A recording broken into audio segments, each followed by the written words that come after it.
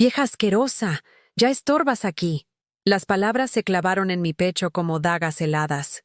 Sentí que el aire me abandonaba los pulmones mientras mis manos temblaron, sosteniendo el plato de arroz caliente que había preparado con tanto cariño para mis nietos. El eco de esa voz llena de veneno rebotó contra las paredes de la cocina donde tantas veces canté mientras cocinaba, donde celebramos cumpleaños y donde creí que siempre sería bienvenida. Julio se acercó hasta quedar a centímetros de mi rostro arrugado. Sus ojos brillaban con una crueldad que jamás había visto dirigida hacia mí. No así, no con esta intensidad que me helaba la sangre. Había esperado pacientemente a que Laura saliera de viaje de trabajo para mostrar su verdadero rostro, como un depredador que aguarda el momento perfecto para atacar a su presa más vulnerable. ¿Cuándo piensas morirte, eh? Haznos un favor, escupió, y su aliento a cerveza me golpeó como una bofetada invisible. Hoy, yo voy a contarte algo que nunca pensé que contaría. Y si tú, por un segundo, sientes que esto parece familiar, solo pido que dejes un like y te suscribas. Va a ayudarme a continuar desahogando. Me llamo Teresa Morales. Tengo 67 años y hasta hace 5 meses vivía en la colonia Roma Norte de la Ciudad de México, en la casa de mi hija Laura. Una casa de 2 pisos con paredes color durazno que yo misma ayudé a pintar cuando se mudaron, con un pequeño jardín donde sembré las begonias que tanto le gustaban a mi difunto esposo. Durante 3 años, esa casa fue mi hogar, o al menos, eso creía yo. El plato se me resbaló de las manos. El ruido del vidrio rompiéndose contra el piso de Talavera resonó como un disparo en el silencio tenso que siguió a sus palabras. Los granos de arroz se esparcieron por toda la cocina como lágrimas blancas, mezclándose con los pedazos de loza que mi madre me había regalado el día de mi boda, hace más de 40 años. ¿Tú crees que porque pariste a alguien te deben la vida? Estás aquí de limosnera. Ni tu hija te quiere ya, continuó Julio, su voz cargada de un desprecio tan puro que me encogí como una flor bajo la escarcha.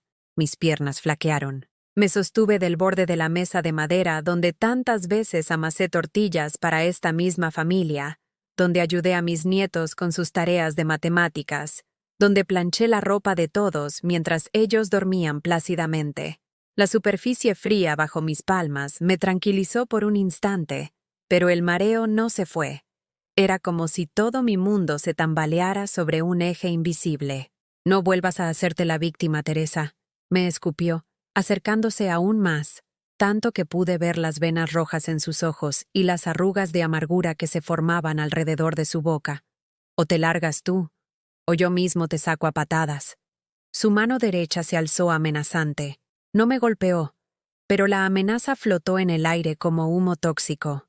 Mi cuerpo se encogió instintivamente, preparándose para un impacto que no llegó pero que sintió de todas formas.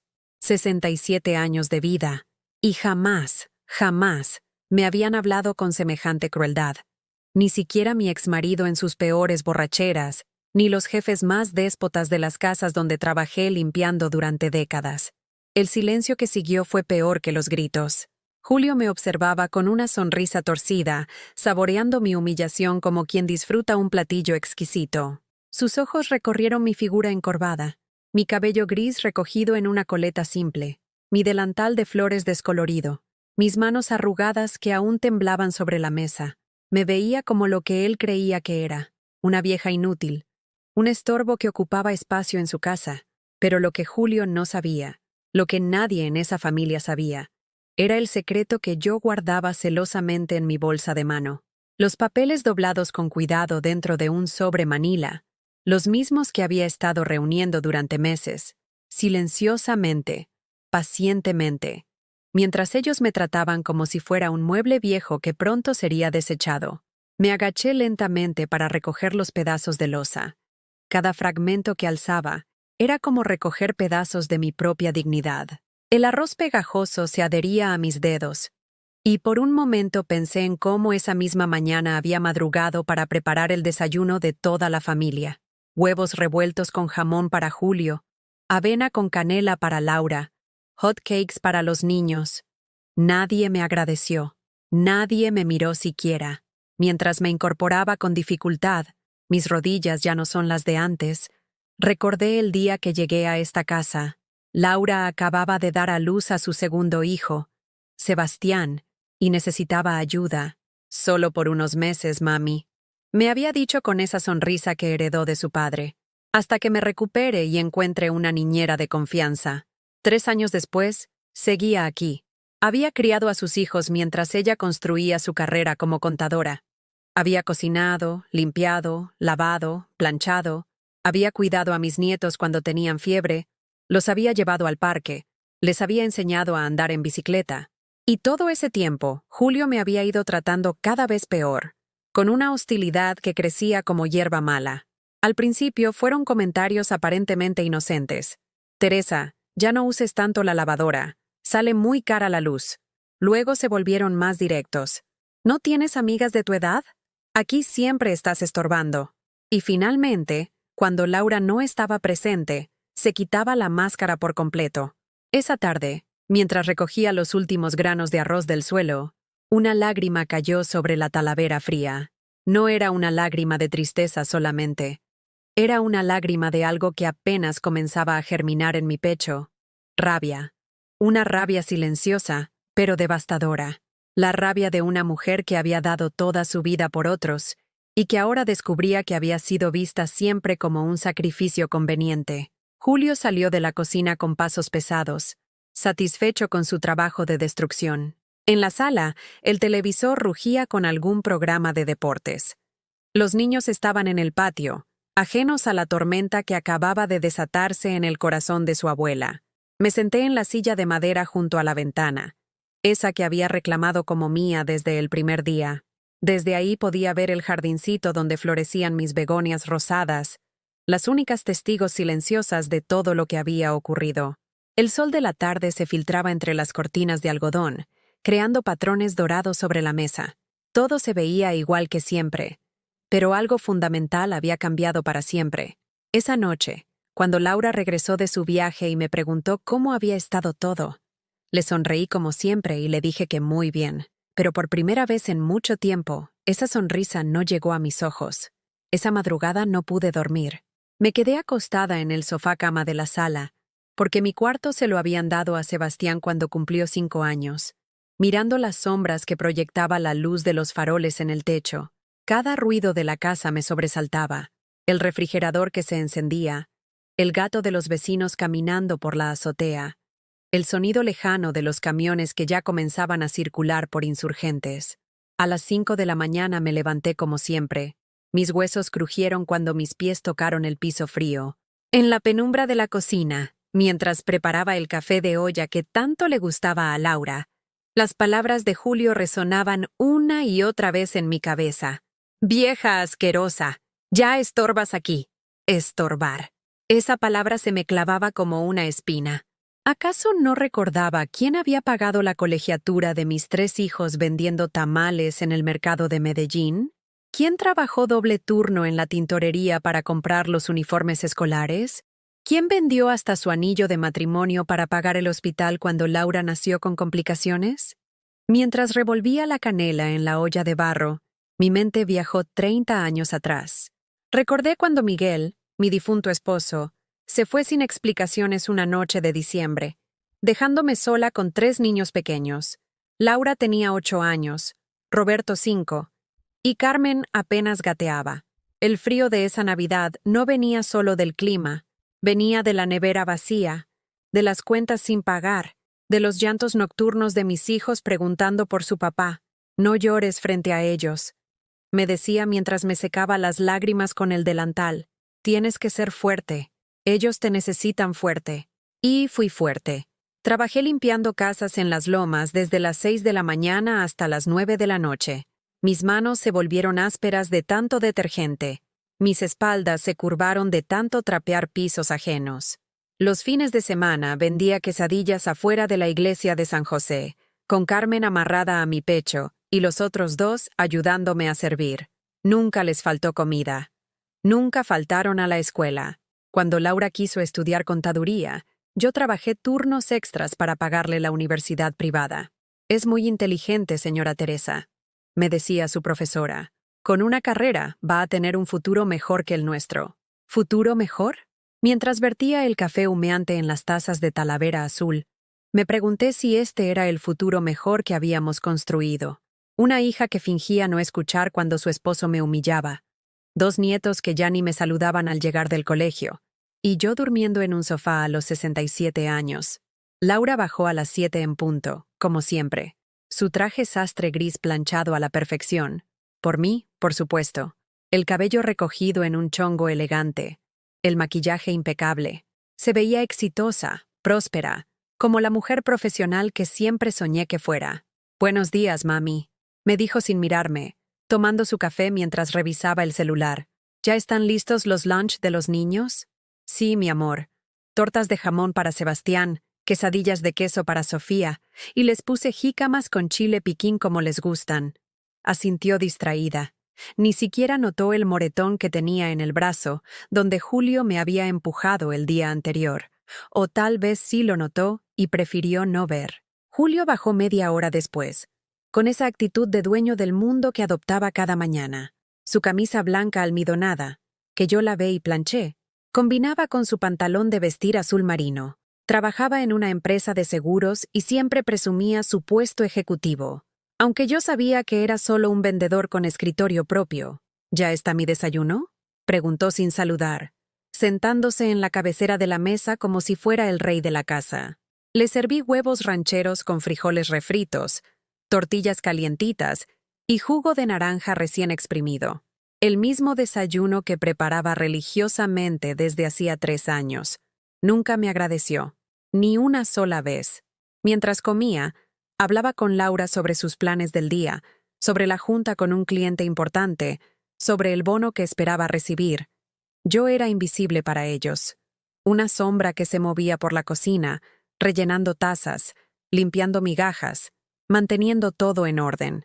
Cuando se fueron a trabajar, llegó el momento que más odiaba: quedarme sola con mis pensamientos. Los niños ya estaban en el colegio. La casa quedaba en un silencio que me pesaba como una lápida. Empecé la rutina de siempre: tender las camas, lavar los trastes, pasar la aspiradora, doblar la ropa. Pero esa mañana, mientras sacudía el polvo de la sala, mi mirada se detuvo en algo que me heló la sangre. Sobre la mesa del centro estaba una carpeta que Julio había dejado abierta. Eran documentos de una casa que no reconocí. Me acerqué con el corazón galopando. Los papeles mostraban fotografías de una casa más grande, en la colonia del Valle.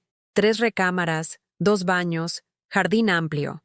Y en una hoja, con la letra de Laura, había anotaciones sobre precios y financiamientos. Se estaban mudando. Y por las fechas en los documentos, llevaban meses planeándolo. Mis piernas se volvieron gelatina. Me senté en el sillón donde dormía cada noche, tratando de procesar lo que acababa de descubrir. No era solo que me quisieran fuera de la casa. Me estaban planeando abandonar sin siquiera tener la decencia de decírmelo. En ese momento recordé la conversación que escuché la semana pasada entre Laura y su hermana Carmen por teléfono. «Ya no puedo más con mamá aquí», le había dicho. «Julio se está hartando y ya somos una familia establecida. Necesitamos nuestro espacio». Carmen le había respondido algo que no logré escuchar bien, pero la respuesta de Laura fue cristalina. «No, ella que se las arregle. Ya hizo suficiente por nosotros. Ahora le toca a ella valerse por sí misma». Valerse por sí misma, a los 67 años, con una pensión que apenas me alcanzaba para los medicamentos de la presión y la diabetes, sin casa propia porque la había vendido para pagar los estudios de mis hijos, sin ahorros porque cada peso que gané se lo invertí en ellos. Fue entonces cuando recordé algo que había mantenido enterrado en mi memoria durante meses. El día que murió mi hermana Esperanza, hace 2 años, me había dejado algo en herencia. Una propiedad en Coyoacán que pertenecía a la familia desde hacía décadas. Era una casa vieja, casi en ruinas, pero estaba en un terreno grande y bien ubicado. En ese momento, abrumada por el dolor de perder a mi hermana y concentrada en cuidar a mis nietos, no le presté atención. Guardé los papeles en una caja y los olvidé. Pero recientemente, habían llegado cartas de una constructora interesada en comprar el terreno para desarrollar un proyecto de departamentos. Me levanté del sillón con una determinación que no sentía desde hacía años. Fui a mi pequeño closet y busqué entre mis pocas pertenencias hasta encontrar la caja de documentos. Con manos temblorosas, saqué los papeles de la herencia y las cartas de la constructora. La propuesta era generosa, muy generosa. Más dinero del que había visto en toda mi vida. Dinero suficiente para comprar mi propia casa, para vivir con dignidad, para no depender nunca más de la caridad forzada de mis hijos. Esa tarde, cuando Laura regresó del trabajo, actuó como si nada hubiera pasado. Me preguntó por la comida, revisó las tareas de los niños, se quejó del tráfico en Reforma. Julio llegó de mal humor, como siempre, gruñendo sobre un cliente difícil. Durante la cena, mientras servía el pozole rojo que tanto les gustaba, los observé detenidamente. Laura evitaba mi mirada, jugando nerviosamente con su servilleta. Julio me ignoraba por completo, hablando solo con los niños sobre el fútbol. Era como si yo fuera un fantasma sentado a su mesa. Esa noche, después de lavar los platos y ordenar la cocina, tomé una decisión que cambiaría todo para siempre. Mañana haría algo que nunca pensé que tendría el valor de hacer, algo que ellos jamás esperarían de la vieja asquerosa que creían que era. Pero antes, necesitaba hacer una llamada. Al día siguiente, marqué el número del licenciado Herrera, el abogado que manejaba los asuntos de la herencia de mi hermana. Sus oficinas estaban en la colonia Doctores, no muy lejos, pero para mí era como viajar a otro mundo. Un mundo donde Teresa Morales no era invisible. «Señora Morales, qué gusto escucharla», me dijo con esa voz amable que recordaba de los trámites del funeral. «He estado esperando su llamada. Los documentos de la constructora llevan meses en mi escritorio». Esa tarde, mientras Laura trabajaba y Julio visitaba a un cliente, tomé el Metrobús hasta la estación Doctores. El trayecto me dio tiempo para pensar, para imaginar. Durante 45 minutos, mientras veía pasar las calles grises de la ciudad, me permití soñar con algo que no había sentido en décadas. Esperanza. La oficina del licenciado era pequeña pero digna. Paredes forradas de libros de leyes, un escritorio de madera oscura y esa foto de Benito Juárez que siempre había en las oficinas de abogados. Me ofreció un café aguado en una taza desportillada y extendió los papeles sobre el escritorio como si fuera un tesoro. «Mire, señora Teresa, su hermana fue muy previsora. Esta propiedad vale mucho más ahora que cuando ella la heredó. La zona se ha valorizado enormemente. Los desarrolladores están pagando muy bien por estos terrenos. Las cifras que me mostró me dejaron sin respiración. Era dinero suficiente para comprar una casa propia en una colonia segura, para vivir sin pedirle nada a nadie durante el resto de mis días, para tener la dignidad que había perdido en algún momento del camino. ¿Cuánto tardaría el proceso?», le pregunté, mi voz temblando de nervios y emoción. «Si usted está decidida, podríamos cerrar en 3 semanas. La constructora ya tiene todos sus permisos listos. Solo necesitan su firma y su número de cuenta». Regresé a casa con los papeles guardados en mi bolsa como si fueran diamantes. Por primera vez en meses, caminé con la espalda más derecha. Era como si algo hubiera cambiado en mi interior. Una fuerza que creía perdida para siempre había comenzado a despertar. Pero la vida tenía preparada otra lección cruel para mí. Era viernes, día de quincena. Laura había salido con sus amigas del trabajo a celebrar en un bar de la zona rosa. Julio llegó a casa más temprano de lo usual, ya con algunas copas encima. Lo noté en sus ojos vidriosos y en la forma torpe en que dejó caer las llaves sobre la mesa del recibidor. Los niños estaban en casa de sus otros abuelos, los papás de Julio, como cada viernes por la noche. Era nuestra rutina. Ellos tenían la casa para ellos solos y yo me quedaba en mi rincón, invisible como siempre. Estaba en la cocina preparando la cena. Sopa de tortilla con queso fresco porque era lo único que había en el refrigerador, cuando escuché que Julio subía las escaleras hacia su recámara. Pensé que se acostaría temprano, pero unos minutos después bajó cambiado, con una playera de los Pumas y shorts deportivos. Se dirigió directo al refrigerador y sacó una cerveza Corona. La abrió de un golpe, derramando espuma sobre el piso que yo acababa de trapear. No se molestó en limpiar. «Oye, Teresa», me dijo, su voz arrastrando las palabras. «Ya hablé con Laura. Ya decidimos». Mi corazón comenzó a latir más rápido. Me volteé hacia él. la cuchara de madera aún en mi mano. ¿Decidieron qué? Pregunté, aunque una parte de mí ya sabía la respuesta. Te vas el próximo mes. Ya conseguimos un asilo muy bonito en Tlalpan. Está limpio, tienen actividades para personas de tu edad. Vas a estar mejor ahí que aquí estorbando. Las palabras me golpearon como puñetazos. Un asilo.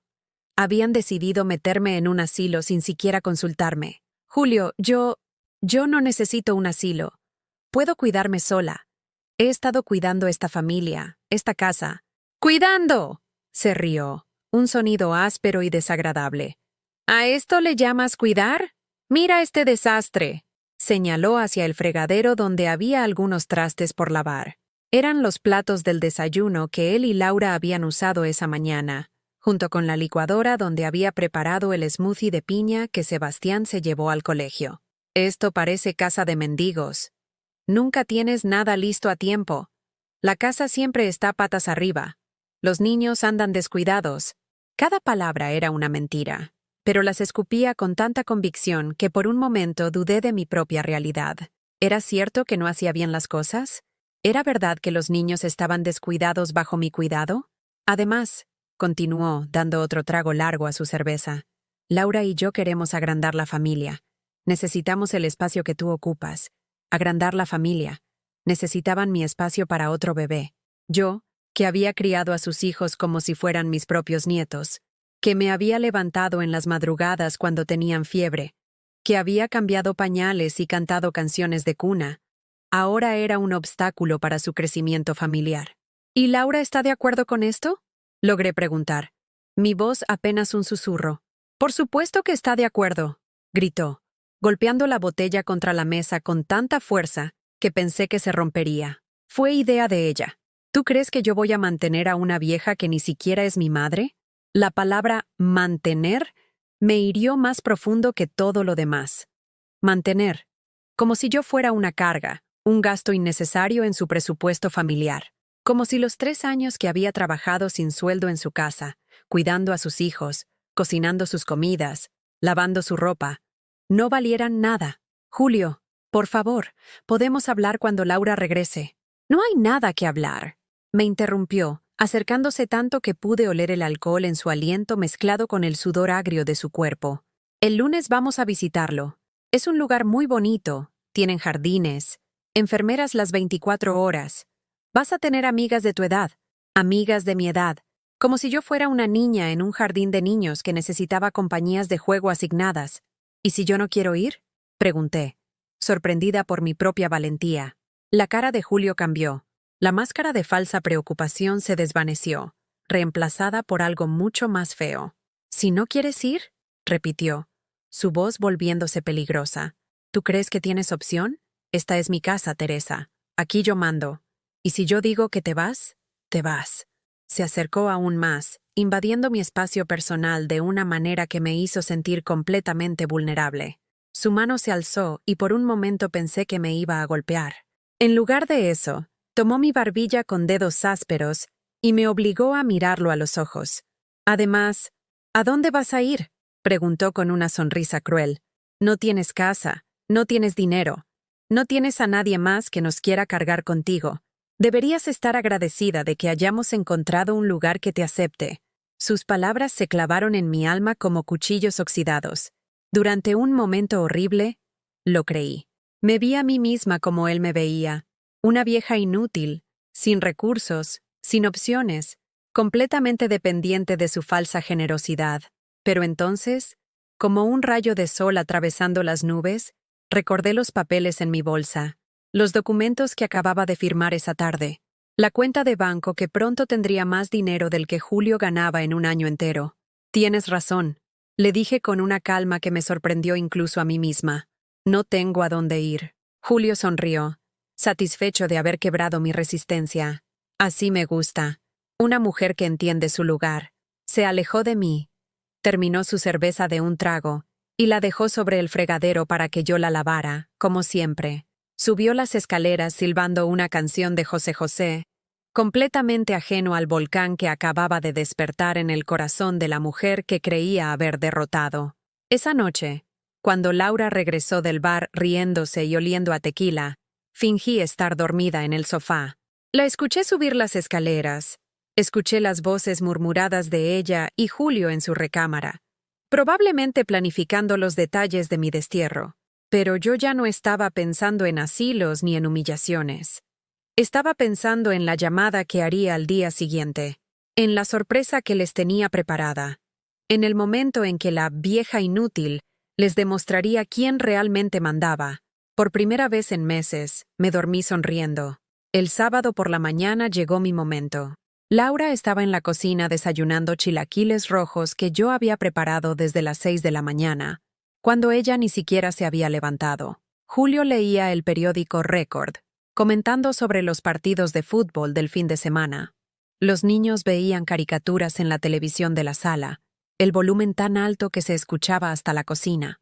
Era la escena perfecta de una familia feliz un sábado por la mañana, excepto que yo ya no formaba parte de esa felicidad. Era solo la empleada no remunerada que mantenía todo funcionando. «Laura», dije, mi voz más firme de lo que había sonado en meses. «Necesito hablar contigo». Ella levantó la vista de su plato, sorprendida por el tono. Julio también me miró por encima del periódico, con esa expresión de fastidio que ponía cada vez que yo hablaba. «¿Qué pasa, mami?», preguntó Laura, pero había algo cauteloso en su voz, como si presintiera que esto no sería una conversación ordinaria. Respiré profundo y saqué los papeles de mi bolsa. Los documentos del abogado, los contratos de venta, los estados de cuenta que mostraban las cifras que cambiarían mi vida para siempre. Julio me contó sobre sus planes para meterme en un asilo. Dije, colocando los papeles sobre la mesa con cuidado. Así que pensé que debían saber algo antes de tomar esa decisión. El silencio que siguió fue tan denso que hasta las caricaturas parecían sonar más fuerte. Laura dejó el tenedor sobre el plato con un ruido metálico que resonó como una campana. Julio dobló el periódico lentamente, sus ojos fijos en los documentos. «¿Qué es esto?», preguntó Laura, alcanzando uno de los papeles. «Es la herencia que me dejó tu tía Esperanza. La casa de Coyoacán que pensaban que no valía nada», expliqué, mi voz ganando confianza con cada palabra. «Resulta que una constructora quiere comprarla. Por mucho dinero». Vi cómo los ojos de Laura se agrandaban mientras leía las cifras. Su cara palideció gradualmente, como si estuviera viendo un fantasma. Julio se levantó de su silla y se acercó para leer por encima del hombro de su esposa. Esto debe ser un error», tartamudeó Laura. «Son demasiado ceros». «No es un error, mi amor. Ya hablé con el licenciado Herrera. Ya firmé los documentos. El dinero estará en mi cuenta la próxima semana». Julio arrebató los papeles de las manos de Laura con movimientos bruscos, sus ojos recorriendo cada línea con la desesperación de alguien que acababa de darse cuenta de que había cometido un error terrible. «Esto no puede ser real», gritó, y su voz se quebró en la última palabra. «Tú no tienes dinero. Tú no tienes nada». «Tengo esto», respondí con una calma que me sorprendió. «Y ahora también tengo opciones». Laura se puso de pie tan rápido que su silla se volcó hacia atrás. Se acercó a mí con pasos inestables, como si caminara sobre hielo quebradizo. «Mamá, ¿por qué no nos dijiste nada? ¿Por qué guardaste esto en secreto?». La pregunta me dolió más de lo que esperaba, porque la respuesta era simple y devastadora, porque ya no confiaba en ellos, porque había aprendido que mi familia me veía como un recurso a explotar, no como una persona a respetar. «¿Para qué te lo iba a decir?», pregunté mirándola directamente a los ojos. «¿Para que me convencieras de gastar el dinero en ustedes? ¿Para que Julio encontrara la manera de que se lo prestara para su gran oportunidad de negocio?» Julio se acercó con los documentos en la mano, pero ya no era el hombre agresivo de la noche anterior. Había algo suplicante en su postura, algo desesperado. «Teresa, mira, ayer hablé sin pensar. Estaba estresado del trabajo. Había tomado unas copas. Tú sabes que no hablaba en serio sobre el asilo». «¿Ah, no?», le pregunté, mi voz cargada de ironía. «¿Tampoco hablabas en serio cuando me dijiste que era una vieja asquerosa? ¿O cuando me dijiste que era una carga que mantienes?». Laura me miró con horror, como si acabara de descubrir que su esposo era capaz de crueldades que ella no imaginaba. «Julio, ¿le dijiste eso a mi madre?». «Yo no dije eso». mintió descaradamente. Ella está exagerando. Ya sabes cómo se pone dramática a veces. Dramática. Ahí estaba otra vez esa palabra que usaban para minimizar mi dolor, para hacer que mis sentimientos parecieran ridículos e injustificados. ¿Dramática? Repetí, y algo en mi voz hizo que ambos retrocedieran un paso. ¿Es dramático que me duela que me traten como un mueble viejo? ¿Es dramático que no quiera pasar mis últimos años en un asilo porque les estorbo en su casa? Los niños habían dejado de ver televisión. Sebastián y Sofía se asomaron desde la sala, sus caritas confundidas por el tono de las voces adultas. Laura se dio cuenta y cerró la puerta de la cocina. «Mamá, podemos arreglar esto», dijo Laura, su voz ahora suave y conciliadora. Nadie habló en serio sobre el asilo. Fue solo una idea que estábamos considerando. Pero si tú no quieres, no tienes que ir. ¿Una idea que estaban considerando? Repetí. Laura, ayer Julio me dijo que ya habían apartado el lugar, que el lunes íbamos a visitarlo. ¿También eso fue solo una idea? Laura miró a su esposo con una expresión que no había visto antes. Era como si lo estuviera viendo realmente por primera vez, como si todas las máscaras se hubieran caído de golpe. Julio se dio cuenta de que había perdido terreno. Intentó cambiar de estrategia. «Mira, Teresa, tal vez podemos llegar a un acuerdo», dijo, forzando una sonrisa que no llegaba a sus ojos. «Con ese dinero, podrías ayudarnos a todos. Podríamos comprar una casa más grande, donde tengas tu propia recámara, o podríamos invertir en un negocio familiar». Ahí estaba, exactamente lo que había esperado. No una disculpa sincera, no un reconocimiento de su crueldad, sino inmediatamente una propuesta para que compartiera mi dinero con ellos. ¿Un negocio familiar?, pregunté. ¿Como el que me propusiste hace 2 años para comprar un taxi? ¿El que me costó mis únicos ahorros y que resultó ser una estafa? La cara de Julio se puso roja. Había tocado un punto sensible. El incidente del taxi había sido mi primera gran pérdida de confianza en él. Me había convencido de invertir mis ahorros de toda la vida en la compra de un vehículo que, según él, me daría ingresos regulares. El taxi resultó tener problemas mecánicos graves que costaron más arreglar que lo que había pagado por él. «Eso fue diferente», murmuró. «Esta vez sería diferente». «No», dije, y la palabra sonó como una puerta cerrándose. «Esta vez no habrá nada». Laura se acercó y tomó mis manos. Sus palmas estaban sudorosas y temblaban ligeramente. «Mamá, por favor, somos familia. Las familias se ayudan entre sí». ¿Familia? La miré directamente a los ojos.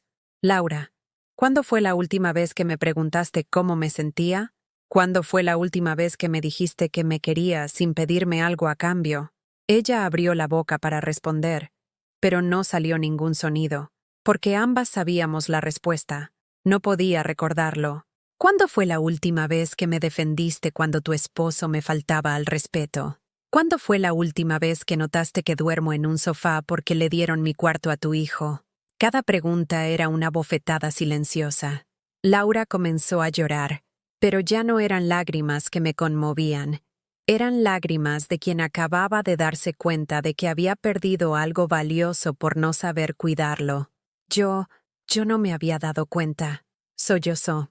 ¿No te habías dado cuenta o no querías darte cuenta?, pregunté. Porque es muy diferente, Laura. Julio intentó interrumpir, pero yo alcé la mano para detenerlo. Tú ya hablaste suficiente, le dije. Y después de lo de anoche nunca más me vas a faltar al respeto en esta casa. ¿O qué?, preguntó recuperando algo de su agresividad. ¿Qué vas a hacer, vieja? Sonreí.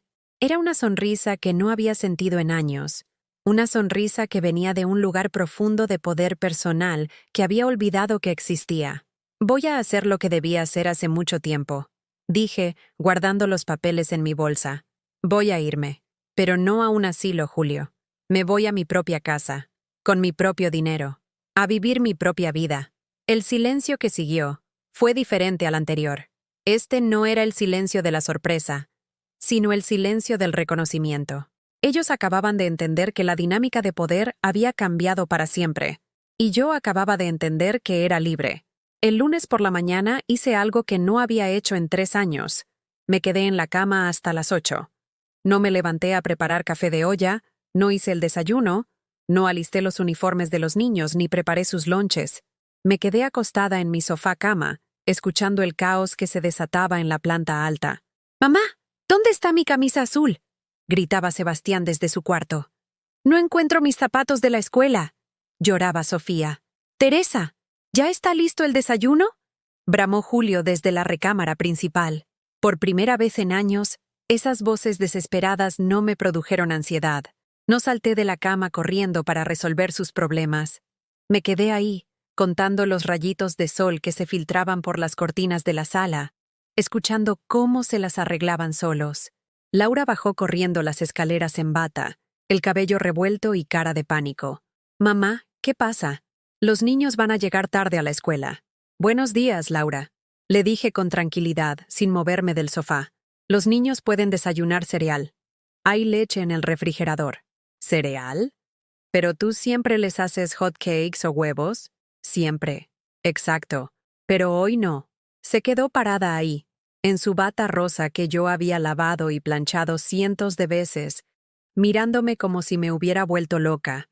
Era la primera vez que la veía sin saber qué hacer, sin tener a alguien que resolviera automáticamente todos los problemas domésticos. Julio bajó hecho una furia, la corbata colgando del cuello sin anudar, la camisa a medio abotonar. «¿Qué chingados está pasando aquí?», rugió. «¿Por qué no hay desayuno? ¿Por qué los niños andan corriendo como locos?». «Porque hoy no es mi problema», respondí, incorporándome lentamente en el sofá. «Ustedes son adultos. Pueden hacer su propio desayuno». La cara de Julio se puso morada de la rabia. Se acercó como si fuera a gritarme de cerca, pero algo en mi postura lo detuvo. Por primera vez, yo no me encogí. No bajé la mirada.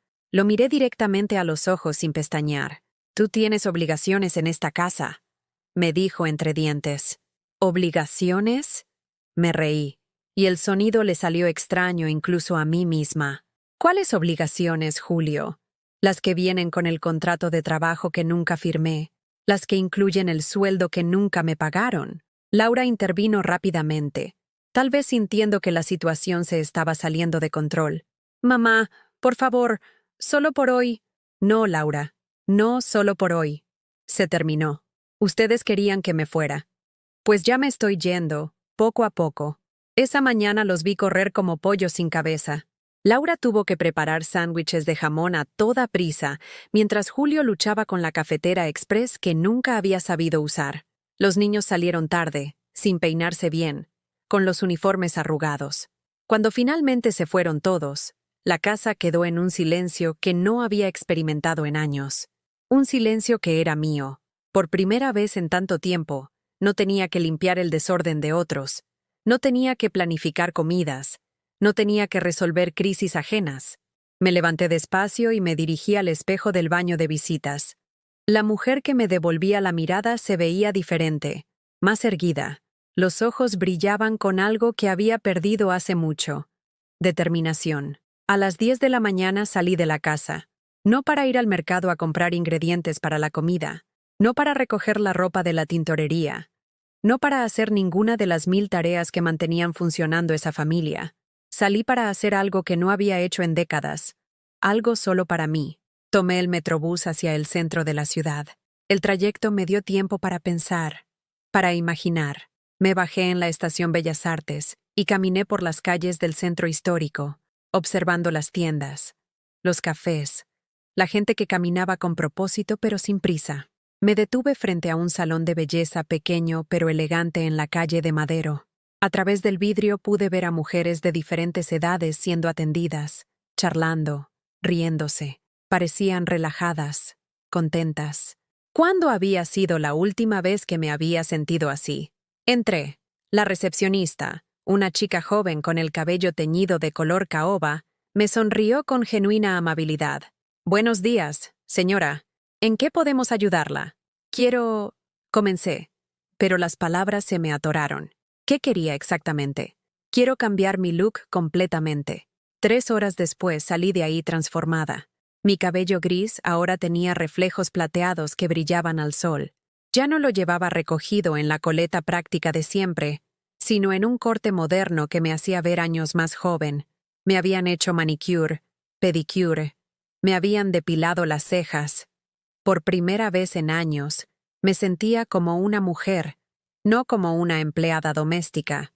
Caminé por Madero sintiéndome como si flotara. Los hombres me miraban, no con lástima o indiferencia, sino con apreciación. Las mujeres que pasaban me sonreían como si reconocieran en mí a una hermana que había decidido quererse a sí misma. Me detuve frente a una tienda de ropa que siempre había admirado desde afuera, pero nunca me había atrevido a entrar. Demasiado cara para mí, solía pensar. No es para gente como yo. Pero hoy, por primera vez en años, tenía dinero. Mi dinero. Entré y compré un vestido azul marino que me hacía ver elegante y sofisticada. Zapatos cómodos pero bonitos. Una bolsa que no fuera la bolsa vieja de mercado que cargaba siempre. Me probé cada prenda como si fuera una adolescente preparándose para su primera cita. La vendedora, una señora como de mi edad, me ayudó a elegir. «Se ve usted muy guapa, señora. Ese color le queda perfecto». Guapa. ¿Cuándo había sido la última vez que alguien me había dicho que me veía guapa? Regresé a casa a las 5 de la tarde. Laura ya había llegado del trabajo y estaba en la cocina, claramente agobiada. Los trastes del desayuno improvisado seguían sucios en el fregadero. Los niños estaban comiendo galletas porque nadie había preparado comida. Cuando me vio entrar, se quedó con la boca abierta. «Mamá, ¿te ves diferente?» Completé la frase por ella. «Te ves hermosa», dijo, y por primera vez en mucho tiempo, su voz sonó sincera. Julio llegó media hora después. Había pasado el día en el trabajo probablemente quejándose con sus compañeros sobre su suegra problemática. Cuando me vio, se detuvo en seco. «¿Qué te hiciste?», preguntó, pero no sonó como crítica. Sonó sorprendido. «Me arreglé», respondí simplemente. Hacía años que no me daba tiempo para mí misma. Esa noche cenamos pizza que Laura ordenó por teléfono porque nadie sabía cocinar. Los niños se quejaron de que querían comida de verdad, que extrañaban mis guisados. Pero yo comí mi pizza en silencio, saboreando cada bocado porque no había tenido que cocinarla, servirla ni limpiar después. Después de cenar, mientras Laura trataba de lidiar con la montaña de ropa sucia que se había acumulado durante el día, me senté en el sofá que había sido mi cama durante 3 años, pero esta vez no me senté como una refugiada en mi propio hogar. Me senté como una invitada que había decidido ser selectiva sobre dónde y cómo gastaba su tiempo. Sofía, mi nieta de 8 años, se acercó tímidamente.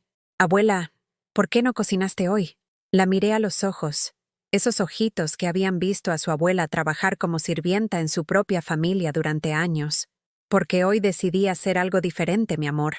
A veces las abuelas también necesitamos tiempo para nosotras mismas». «¿Ya no nos vas a cuidar?» La pregunta me dolió, pero no de la manera que esperaba. No me dolió como culpa, sino como claridad. Siempre los voy a querer, mis amores, pero ya no voy a vivir aquí. Voy a tener mi propia casa. Los ojos de Sofía se llenaron de lágrimas. ¿Por qué? Porque las personas grandes a veces necesitamos nuestro propio espacio para ser felices. Esa noche, por primera vez en meses, dormí profundamente. No me despertaron pesadillas sobre asilos o gritos de vieja asquerosa. Soñé con un departamento lleno de luz, con plantas en las ventanas, con una cocina donde cocinaría solo para mí cuando quisiera lo que quisiera. Soñé con una vida donde Teresa Morales no era invisible. Cuando desperté al día siguiente, ya sabía exactamente qué iba a hacer. Era hora de buscar mi nuevo hogar. El miércoles por la tarde, mientras buscaba departamentos en Internet en un café de la colonia Condesa, recibí una llamada que cambiaría todo para siempre. «Señora Morales, habla el licenciado Herrera. Tengo noticias extraordinarias. La constructora decidió acelerar el proceso. El dinero ya está depositado en su cuenta». Mi corazón se detuvo por un segundo. Era real. Todo era completamente real. Esa misma tarde fui al banco de Banamex en Insurgentes. La ejecutiva que me atendió, una mujer joven de traje gris, me trató con una deferencia que no había experimentado jamás. Cuando vio las cifras en mi cuenta, su actitud cambió completamente. Señora Morales, ¿le interesaría conocer nuestros servicios de banca privada? Con esta cantidad, usted califica para atención personalizada. Banca privada. Atención personalizada. Palabras que nunca pensé que se aplicarían a Teresa Morales, la mujer que compraba atún en oferta y contaba monedas para el camión. Regresé a casa con una sensación de poder que nunca había sentido. En mi bolsa llevaba una chequera nueva, tarjetas de débito y crédito que brillaban como promesas de libertad, y documentos que me acreditaban como una mujer con recursos suficientes para vivir el resto de mi vida con dignidad. Pero cuando abrí la puerta de la casa, me recibió una escena que me heló la sangre. Laura estaba sentada en la sala, llorando desconsoladamente. A su lado, Julio caminaba de un lado a otro como león enjaulado. En la mesa de centro había papeles esparcidos, facturas, estados de cuenta, documentos del banco. ¿Qué pasa aquí?, pregunté, aunque algo en mi estómago ya me advertía que no iba a ser nada bueno. ¡Mamá! Laura se levantó de un salto y corrió hacia mí. ¡Gracias a Dios que llegaste! Tenemos un problema terrible. Julio se detuvo y me miró con una expresión que mezclaba desesperación con algo que parecía... ¿esperanza? Teresa, necesitamos hablar, dijo, su voz completamente diferente a la de hace unos días. Ya no era el hombre arrogante que me gritaba en la cocina. Era alguien quebrado, vulnerable. ¿Qué problema?, pregunté, aunque mi instinto me decía que mantuviera distancia. Laura tomó mis manos con las suyas, que temblaban como hojas en el viento. Julio perdió su trabajo. Sollozó. Lo corrieron ayer. Y acabamos de recibir esto. Me mostró una carta del banco. Era una notificación de embargo. Tenían 3 semanas para ponerse al corriente con los pagos de la casa o perderían todo. ¿Cómo?, pregunté. Ustedes siempre decían que todo estaba bien, que tenían buenos ingresos. Julio se desplomó en el sillón y se cubrió la cara con las manos. Hemos estado viviendo de créditos durante meses, admitió. Las tarjetas, préstamos, empeños, todo para mantener las apariencias. Y ahora no tenemos nada. Mantener las apariencias. Mientras me trataban como sirvienta, mientras planeaban meterme en un asilo, mientras me decían que era una carga, ellos estaban viviendo una mentira financiera. Por eso necesitábamos que te fueras. Continuó Julio, sin mirarme a los ojos. Íbamos a rentar tu cuarto para generar ingresos extras. Pero ahora ya es demasiado tarde. Laura se arrodilló frente a mí. Literalmente se arrodilló. Mamá, por favor. Sé que hemos cometido errores. Sé que no te hemos tratado bien, pero somos familia. Los niños van a quedarse sin casa, sin escuela, sin nada. Las lágrimas corrían por su rostro, manchando el maquillaje que se aplicaba cada mañana para ir a trabajar. Pero ya no tenía trabajo. Ya no tenía nada. Tú tienes el dinero, suplicó. Tú podrías salvarnos. Ahí estaba. Lo que había estado esperando desde el momento en que descubrieron mi herencia. No una disculpa sincera. No un reconocimiento real de su crueldad. Una petición de rescate financiero. Me senté en mi sillón, el mismo donde había dormido durante 3 años, y los miré a ambos. Julio evitaba mi mirada, encogido como un niño regañado. Laura me miraba con ojos suplicantes, esperando que mi instinto maternal me obligara a salvarlos una vez más. ¿Cuánto necesitan?, pregunté con calma. Los ojos de Laura se iluminaron con esperanza desesperada. Con 200,000 pesos podríamos ponernos al corriente y tener un respiro de algunos meses, dijo rápidamente. Te lo devolvemos, mamá. Te prometo que te lo devolvemos todo. 200,000 pesos. Una suma que para mí ya no era imposible, pero que representaba años de trabajo para ellos. ¿Y después qué?, pregunté. ¿Julio va a conseguir otro trabajo inmediatamente? ¿Van a cambiar su estilo de vida? ¿Van a dejar de vivir de créditos? Sí, todo eso. Laura asintió desesperadamente. Vamos a vender el carro. Vamos a cambiar a los niños a escuela pública. Vamos a reducir todos los gastos. ¿Y yo?, pregunté. ¿Dónde quedo yo en esos planes? Tú puedes quedarte aquí, dijo Julio, su voz apenas un susurro. Puedes tener tu cuarto de vuelta. Podemos arreglar las cosas. Podemos arreglar las cosas. como si los años de humillación fueran solo un malentendido que se resolvía con una conversación. Me levanté y caminé hacia la ventana. Afuera, la vida seguía su curso normal. Niños jugando en la calle, vecinos regresando del trabajo, vendedores ambulantes ofreciendo elotes y esquites. Un mundo donde las personas se trataban con respeto básico, donde nadie era invisible. No, dije finalmente, sin voltearme. ¿Qué? Laura se puso de pie de un salto. Dije que no. El silencio que siguió fue ensordecedor. Podía sentir sus miradas clavándose en mi espalda, la incredulidad llenando el espacio entre nosotros. ¿No? Repitió Julio. ¿Vas a dejar que tus nietos se queden en la calle? Me volteé lentamente para enfrentarlos. Mis nietos no se van a quedar en la calle. Ustedes van a encontrar la manera de resolver sus problemas, como adultos responsables que son. Van a conseguir trabajos que puedan pagar. Van a vivir dentro de sus posibilidades. Van a aprender lo que es realmente luchar por salir adelante. «¡Pero tienes el dinero!», gritó Laura. «Podrías salvarnos y no te costaría nada». «¿No me costaría nada?». Mi voz se alzó por primera vez en años. ¿Crees que no me cuesta nada ser tratada como basura? ¿Crees que no me cuesta nada que mi propio yerno me diga que soy una vieja asquerosa? ¿Crees que no me cuesta nada descubrir que mi propia hija planeaba meterme en un asilo? Laura comenzó a llorar más fuerte. «Mamá, perdón por todo. Pero esto es diferente.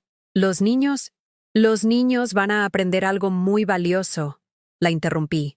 «Van a aprender que las acciones tienen consecuencias. Van a aprender que no puedes tratar mal a las personas y después esperarte que te rescaten cuando las necesitas».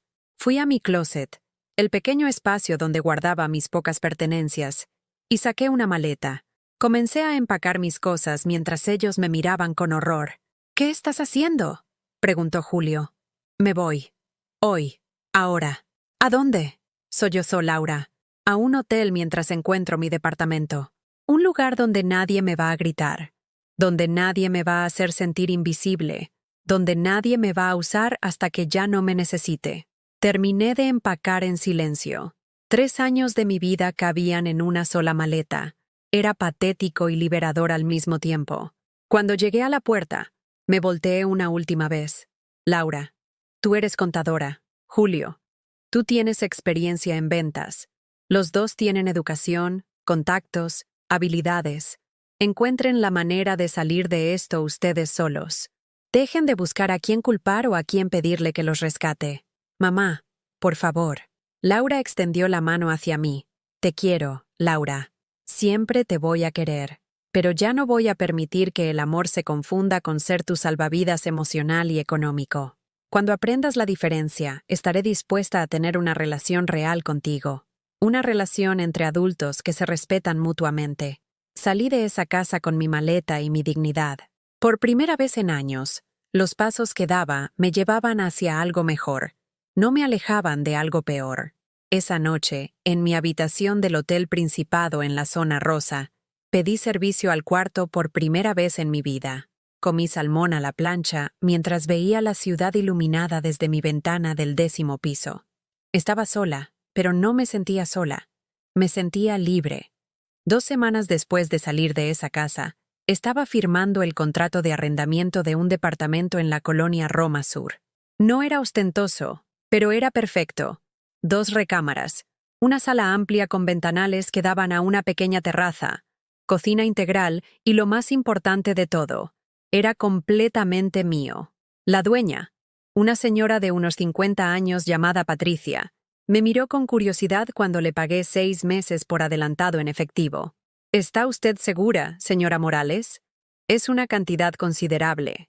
«Completamente segura», respondí, firmando cada documento con una caligrafía más firme de la que había usado en años. «Quiero la tranquilidad de saber que tengo un hogar asegurado». Hogar.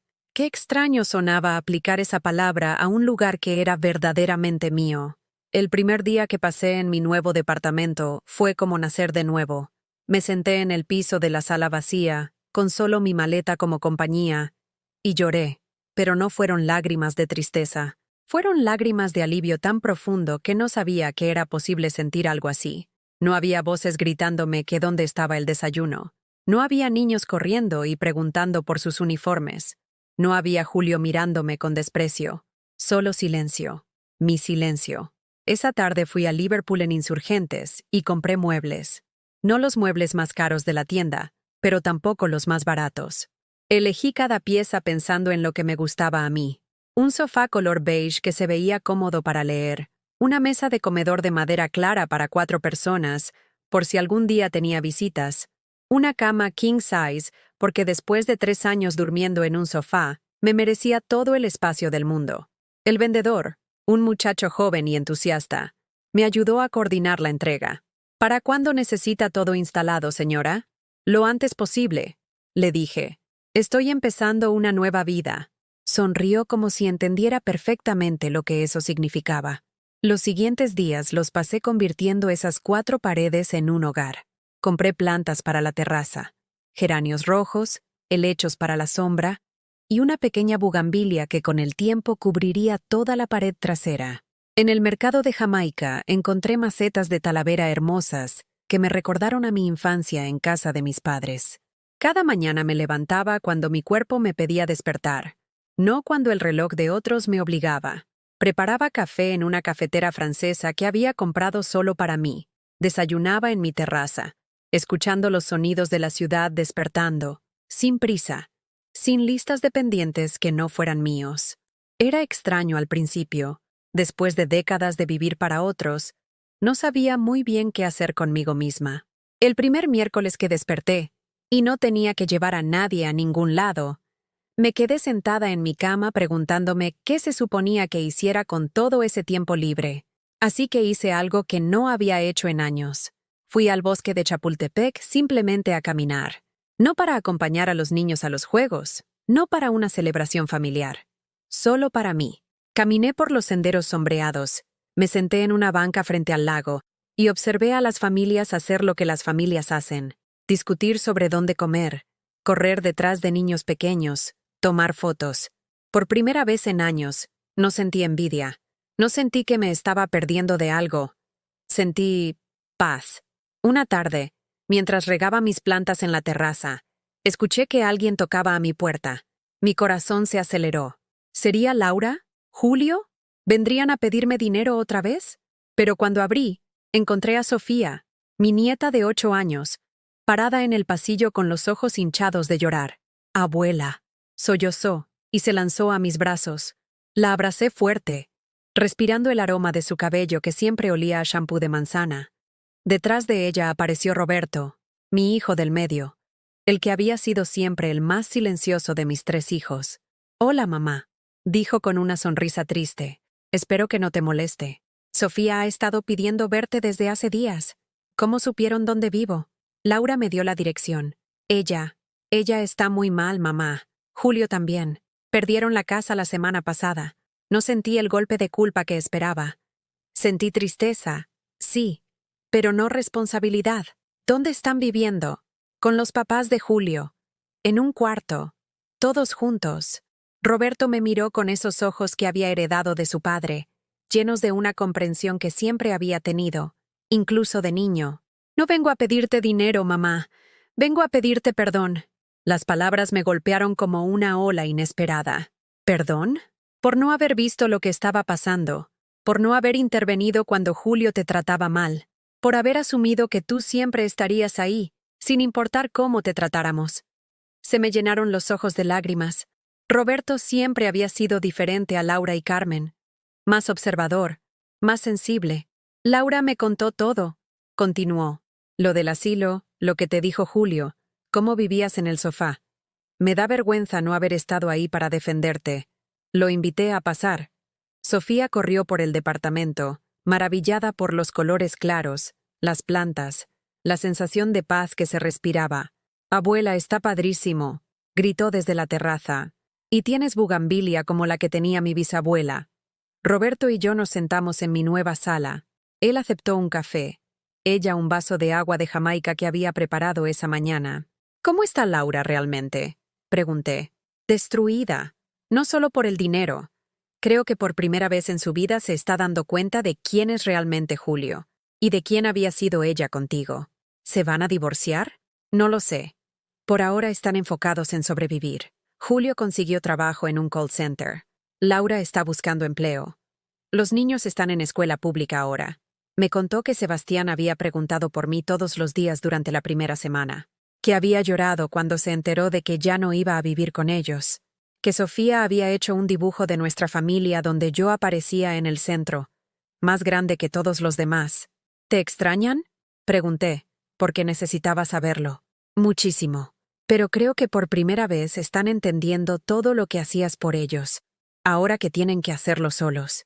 Sofía regresó corriendo a la sala. Abuela, ¿puedo venir a visitarte los fines de semana? Prometo portarme bien. La miré a los ojos. Esos ojitos que me recordaban tanto a Laura cuando tenía su edad. ¿Tu mamá estaría de acuerdo? Sí. Ella dice que está bien si tú quieres. Roberto me explicó que Laura había estado preguntando si podía establecer algún tipo de relación conmigo, pero que entendía si yo no quería. No quiere dinero, mamá. Solo... te extraña. Dice que nunca se había dado cuenta de lo invisible que te habían vuelto hasta que ya no estuviste ahí. Esa noche, después de que Roberto y Sofía se fueron, me quedé largo rato en mi terraza, rodeada de mis plantas, pensando en el concepto de familia. Durante años había creído que familia significaba sacrificio incondicional, dar hasta que no quedara nada por dar, aceptar maltrato porque la sangre es más espesa que el agua. Pero ahí, en mi terraza iluminada por la luna, rodeada de mis flores que crecían porque las cuidaba con amor y no por obligación, entendí algo diferente. Familia podía ser algo más sano, algo basado en respeto mutuo, en amor que no doliera, en relaciones donde todas las partes dieran y recibieran. Al día siguiente llamé a Laura. ¿Mamá?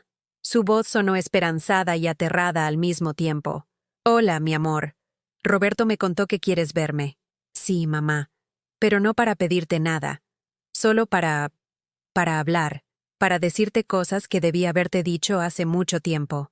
¿Quieres venir a comer el domingo? Puedes traer a los niños. El silencio del otro lado fue largo. ¿En serio? ¿No estás molesta conmigo? Estoy molesta con la persona que eras. Pero quiero conocer a la persona que estás tratando de ser. El domingo llegaron los 4. Julio incluido. Se veía diferente, más delgado, más humilde, sin esa arrogancia que siempre había cargado como armadura. Teresa, me dijo al entrar, sin poder mirarme a los ojos.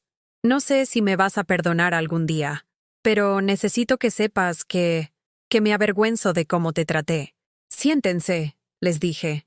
Vamos a empezar de nuevo, pero esta vez, con respeto.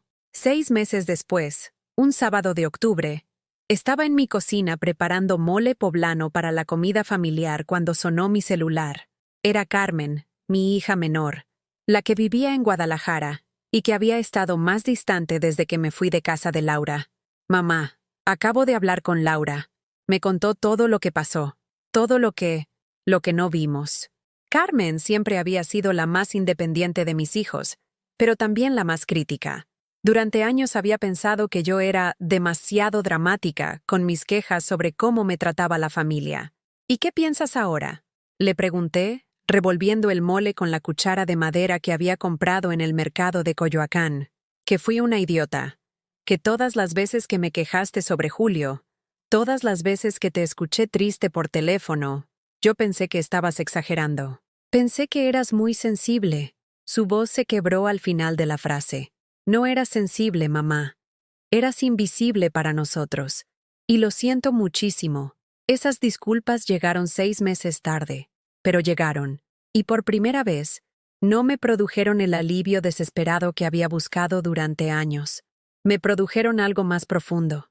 La satisfacción de saber que tenía razón, que mi dolor había sido real, que no había estado loca ni siendo dramática.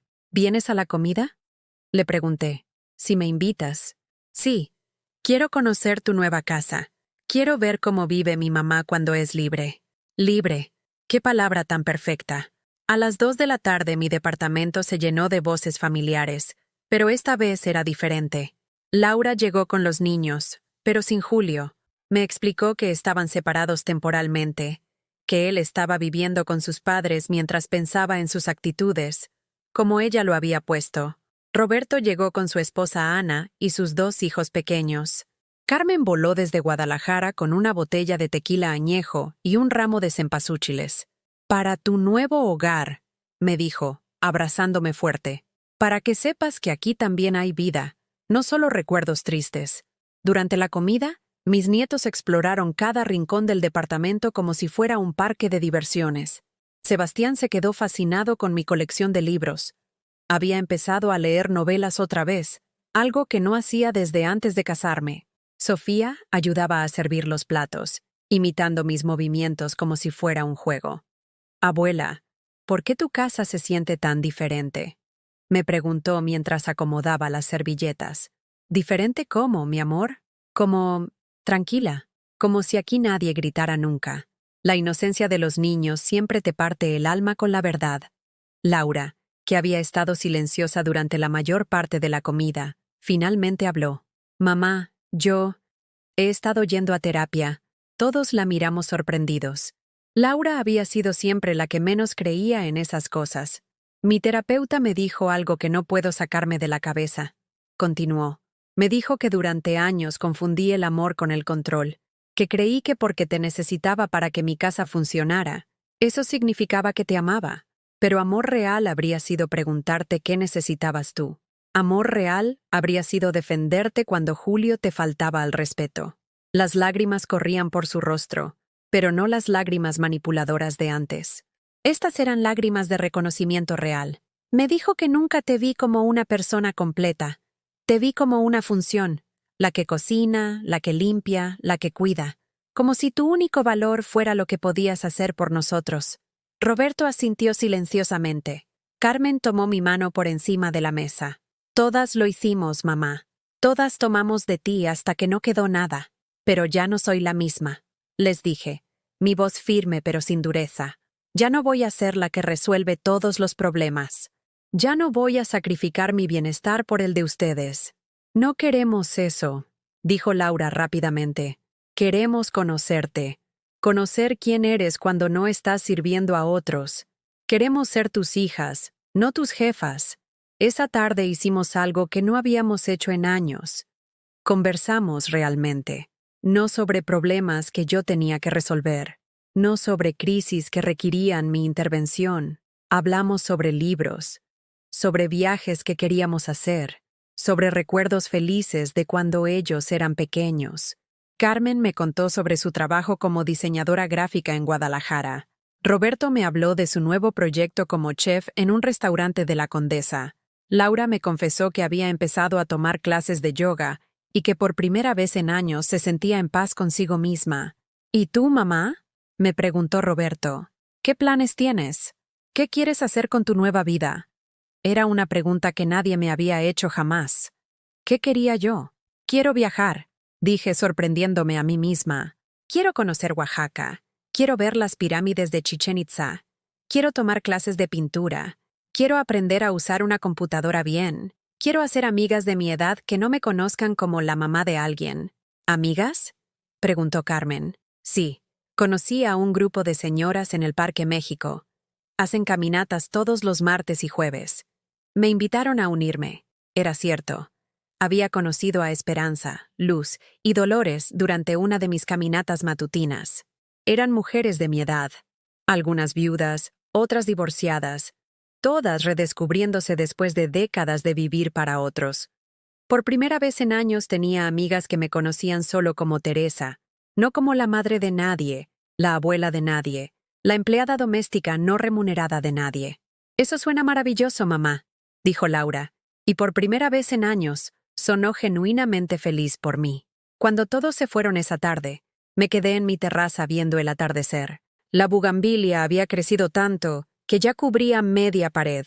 Los geranios florecían en cascadas rojas que perfumaban todo el espacio.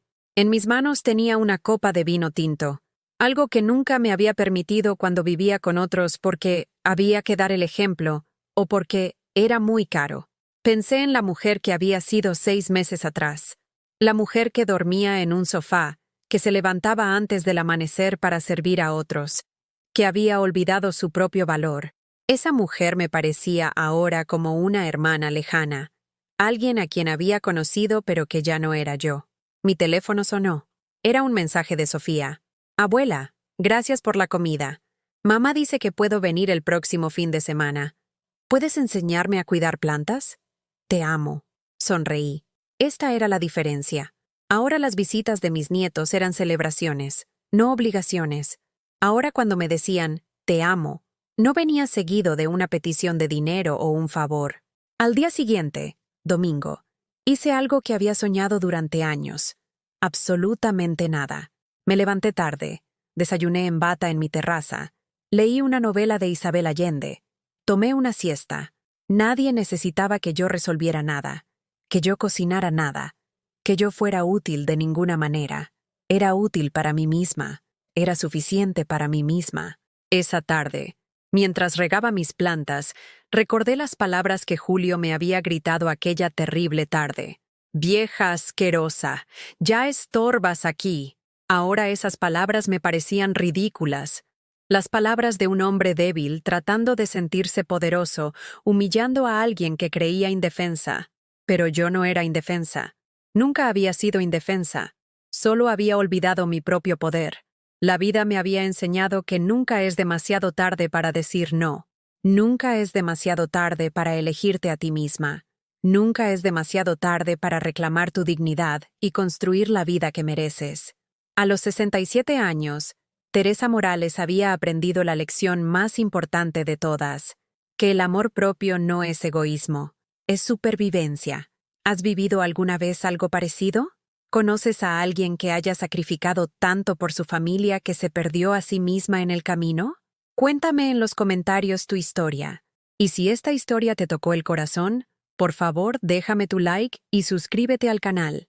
Tu apoyo ayuda a que estos mensajes lleguen a alguien que necesita escuchar que nunca es tarde para renacer, que nunca es tarde para elegirse a una misma, porque todos merecemos ser visibles, todos merecemos ser respetados, y todos merecemos una segunda oportunidad para ser felices.